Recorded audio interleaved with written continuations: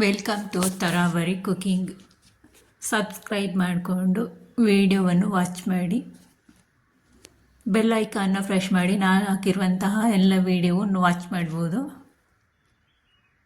Video ಇಷ್ಟ ಆದರೆ like ಮಾಡಿ, ಹೆಚ್ಚು ಜನರಿಗೆ ಶೇರ್ ಮಾಡಿ. ಇವತ್ತೊಂದು ನುಗ್ಗೆ ಸೊಪ್ಪಿನ ಸಾಂಬಾರನ್ನು ತೋರಿಸ್ತಾ ಇದ್ದೇನೆ. ಇದು ಫ್ರೆಶ್ ಆಗಿರುವ ನುಗ್ಗೆ ಸೊಪ್ಪು. ನುಗ್ಗೆ ಸೊಪ್ಪನ್ನು ಈ ಥರ ಬಿಡಿಸಿ ನೀಟಾಗಿ ವಾಶ್ ಮಾಡ್ಕೊಳ್ಬೇಕು.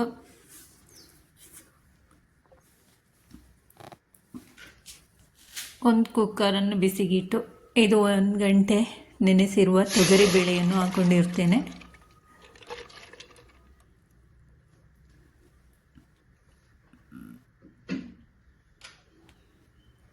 ನೀಟಾಗಿ ವಾಶ್ ಮಾಡಿ ಚಿಕ್ಕದಾಗಿ ಕಟ್ ಮಾಡ್ಕೊಂಡಿರ್ತೇನೆ ನುಗ್ಗೆ ಸೊಪ್ಪನ್ನು.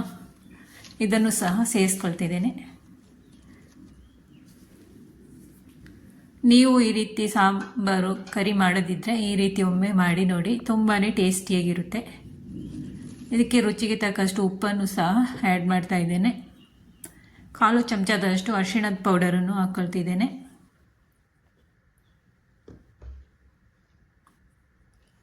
ಒಂದು ಚಮಚದಷ್ಟು ಅಚ್ಚ ಖಾರದ ಪುಡಿಯನ್ನು ಸಹ ಸೇರಿಸ್ಕೊಳ್ತಾ ಇದ್ದೇನೆ. ಇದು ಮಾನವನ ದೇಹಕ್ಕೆ ತುಂಬಾ ಉಪಯೋಗಕಾರಿಯಾಗಿದೆ. ಈ ಎಲೆಗಳು, ನುಗ್ಗೆ ಸೊಪ್ಪಿನ ಎಲೆ ನಿಮಗೆ ಸಿಕ್ಕಿದರೆ ಈ ಥರ ಒಮ್ಮೆ ಸಾಂಬಾರು ಮಾಡಿ ನೋಡಿ. ಎಲ್ಲರೂ ಇಷ್ಟಪಟ್ಟು ತಿಂತಾರೆ ಮನೆಯಲ್ಲಿ.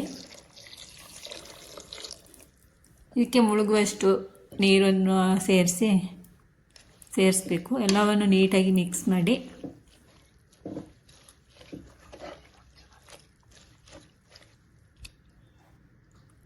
ಕುಕ್ಕರ್ ಲಿಡ್ ಕ್ಲೋಸ್ ಮಾಡಿ 3 ವಿಸಲ್ ತಗೊಳ್ತೇನೆ ನಾನು. ಒಂದೊಂದು ಕುಕ್ಕರ್ ಒಂದೊಂದು ಥರ ಇರುತ್ತಲ್ವ, ಬೇಗ ಬೇಯೋದಿರುತ್ತೆ, ಲೇಟಾಗಿ ಬೇಯೋದಿರುತ್ತಲ್ವ. ನಾನು 3 ವಿಸಲ್ ಹಾಕ್ತಿದ್ದೀನಿ. ಇದಕ್ಕೆ ಮಸಾಲೆಗಳು ತೆಂಗಿನಕಾಯಿ ಪೀಸಸ್ ಹಾಕಿದ್ದೀನಿ. ಒಂದು ಟೊಮೆಟೊ ಹಣ್ಣನ್ನು ಹಾಕೊಂಡಿರ್ತೇನೆ. ಚಿಕ್ಕ ತುಂಡು ಶುಂಠಿಯನ್ನು ಸಹ ಸೇರಿಸುತ್ತೇನೆ. 1/4 ಚಮಚದಷ್ಟು ಜೀರಿಗೆಯನ್ನು ಹಾಕ್ಕೊಂಡಿರ್ತೇನೆ. 1 ಚಮಚ ಧನಿಯಾ ಪೌಡರನ್ನು ಸಹ ಸೇರಿಸ್ಕೊಳ್ತೇನೆ.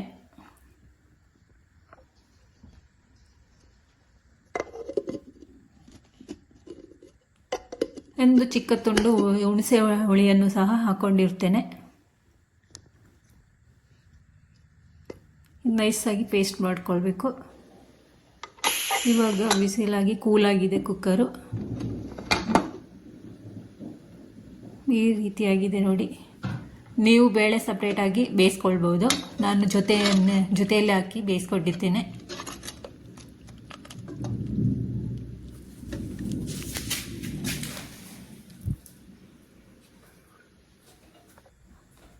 ಒಂದು ಬಾಣಲೆ ಬಿಸಿಗಿಟ್ಟು ಅದಕ್ಕೆ ಎಣ್ಣೆ ಹಾಕಿ ಕುಕ್ಕಿಂಗ್ ಆಯಿಲನ್ನು ಹಾಕಬೇಕು. ಅದಕ್ಕೆ ಸಾಸಿವೆಯನ್ನು ಸಹ ಹಾಕ್ಕೊಂಡಿರ್ತೇನೆ.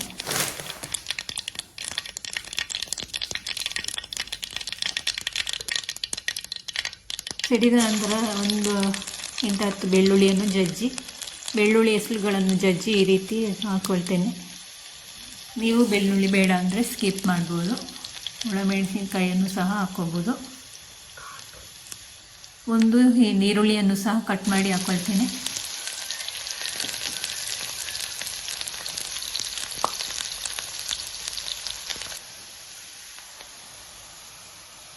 ರುಬ್ಬಿರುವ ಮಸಾಲೆಗಳನ್ನೆಲ್ಲ ಇದಕ್ಕೆ ಆ್ಯಡ್ ಮಾಡ್ತಾ ಇದ್ದೇನೆ.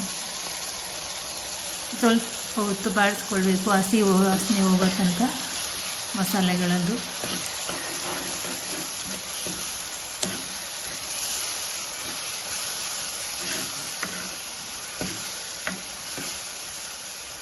ಎಣ್ಣೆಯಲ್ಲಿ ಸ್ವಲ್ಪ ಹೊತ್ತು ಫ್ರೈ ಮಾಡಿಕೊಳ್ಬೇಕು.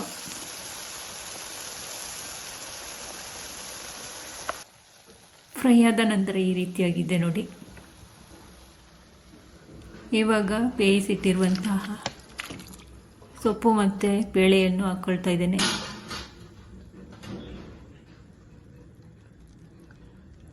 ಇದು ನೀಟಾಗಿ ಮಿಕ್ಸ್ ಮಾಡಿ ನಾನು ಜಾರ್ ತೊಳೆದಿರುವ ನೀರನ್ನು ಸಹ ಆ್ಯಡ್ ಮಾಡ್ತಾ ಇದ್ದೇನೆ.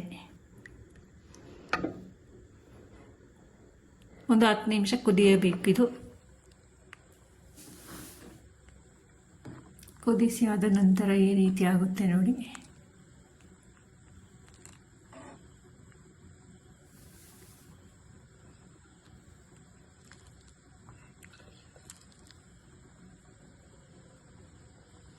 ಮಕ್ಕಳಿಗೆಲ್ಲ ಮನೆಯಲ್ಲಿ ಮಾಡಿಕೊಡಿ, ತುಂಬ ಉತ್ತಮ ಆರೋಗ್ಯಕ್ಕೆ.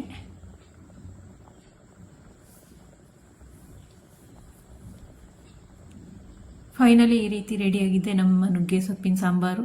Thank you for watching. ಎಲ್ಲರಿಗೂ ಬಾಯ್.